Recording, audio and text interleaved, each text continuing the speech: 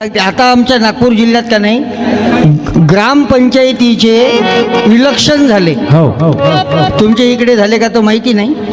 Election झाले तर इलेक्शनच्या आदल्या दिवशी 3 बेवड्यानं अर्जंट मीटिंग ठेवली. तातडीची बैठक. तिघही बेवडे दारू प्यायले बसले.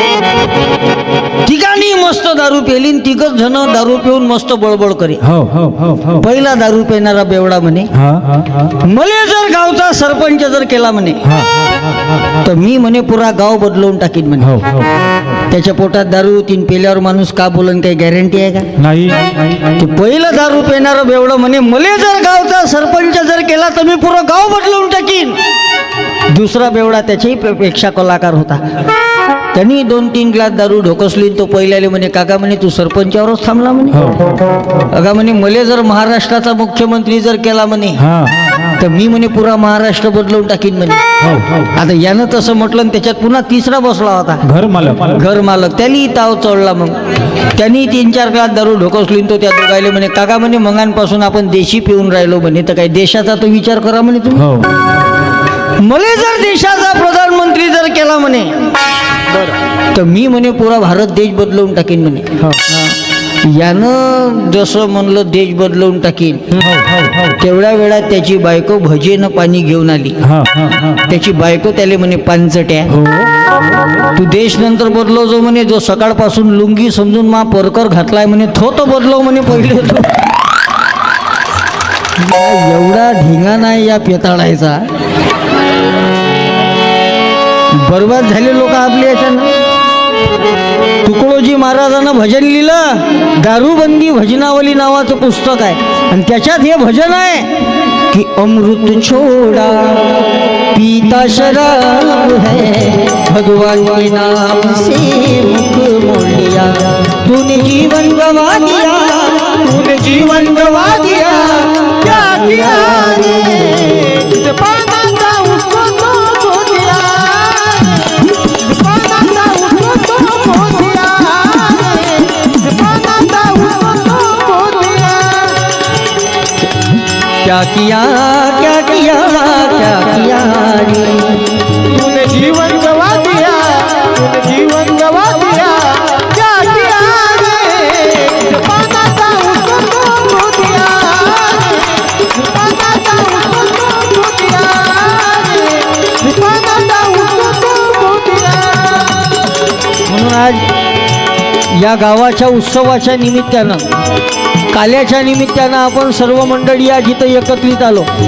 या वर्षात आपल्या जीवनात ज्या काही वाईट व्यसनं असेल ते आज या निमित्तानं काढून टाका. दारूमुक्त जीवन जगा.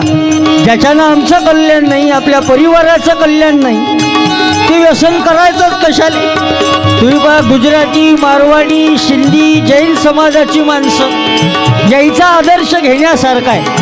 गुजराती, मारवाडी, जैन, सिंधी समाजाची माणसं उद्योग करतात. मोठमोठाले उद्योगपती आहे. रोजचा पैसा येते. पण गुजराती, मारवाडी, सिंधी, जैन समाजाची माणसं कधी दारू पिऊन रस्त्यावर पडलेले दिसत नाही.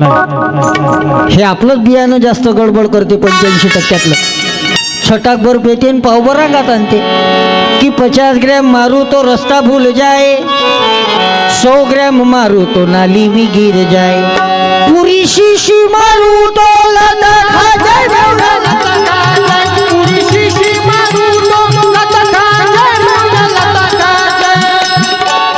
जाए. काही दारू पिणारे म्हणत असतील याला आणलंच कोण रे. हा येऊन जाऊन आपल्यावरच खाऊन गिअर आणते. म्हणजे याच्याकडे का दुसरी विषयच नाही का. बरं मी हे का बरं बोलतो त्याचे कारण आहे. जहर खाने वाला आदमी अकेला ही मरता है. जहर खाने वाला आदमी अकेला ही मरता है. अकेला ही मरता है. लेकिन ये शराब पीने वाला आदमी खुद तो मरता है लेकिन परिवार को साथ में लेकर मरता है. म्हणून सावधान. परवा माझा कार्यक्रम झाला गोरेगाव तालुक्यात. कोणतं गाव होतं त्या दिवशी? कलपात्री. परवाच्या दिवशी मा कार्यक्रम झाला. जे लोक माझ्यासोबत फेसबुकवर जुळले असत, माझ्या पेजवर ज्यानं जुळले असत त्याला कदाचित कल्पना आहे. परवाच्या दिवशी आमचा कार्यक्रम होता परमात्मा एक सेवक संमेलनात परमात्मा एक सेवक संमेलनात माझा कार्यक्रम झाला त्या दिवशी मानव धर्म नाही जुमदेवजी बाबाच्या त्या उत्सवात मी गेलो कार्यक्रमाले फुल दारूवर बोललो. कार्यक्रम झाल्यानंतर 2-3 बेवडे मला भेटायला आले. म्हणे काजी म्हणे एवढं गडा फाडू फाडू तुम्ही दारूवाल्यावर बोलले म्हणे, आम्हाला काही प्रश्न तुम्हाला विचारायचे आहे म्हणे. म्हणलं विचारा. मला वाटलं बा पेऊनच दिसून राहिले, का विचारतीन तर का विचारतीन असं विचारा म्हणलं. नाही म्हणे तुम्ही जे दारूवर बोलले म्हणे आमचा पहिला प्रश्न असा आहे म्हणे तुम्ही कधी दारू पेली का.